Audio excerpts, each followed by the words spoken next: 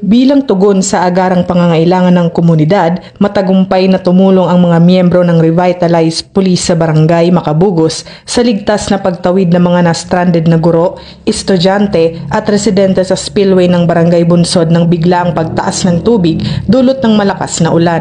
Sa mabilis na pagkilos ng Revitalized Police sa barangay, naihatid ng ligtas ang mga individual na hindi makatawid dahil sa panganib ng rumaragasang tubig.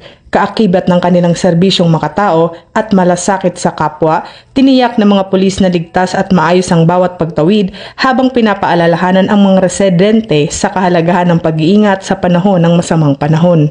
Ayon kay Police Colonel Julio C. Año-Nuevo, Provincial Director, ang nasabing pagtulong ay bahagi ng patuloy na pagsusumikap ng Revitalized Police sa barangay na mapalapit sa komunidad at mapanatili ang kapayapaan at kaayusan sa barangay lalo na sa panahon ng kalamidad. Niya, ang kapulisan ay hindi lamang tagapagpatupad ng batas, kami din ay katuwang ng mamamayan sa oras ng pangangailangan. Ang kaligtasan ng bawat isa ay aming pangunahing layunin. Sa harap ng pananalasa ng Bagyong Crising, mas pinaigting ng Police Regional Office 5 ang kanilang kabuoang paghahanda at pagtugon upang matiyak ang kaligtasan at kaayusan sa buong rehiyon. Pinaalalahanan ng pamunuan ng PNP ang publiko na makipagtulungan sa mga otoridad, manatili sa ligtas na lugar at i-report agad ang anumang insidente sa pinakamalapit na himpilan ng pulisya o sa pamamagitan ng PNP hotlines.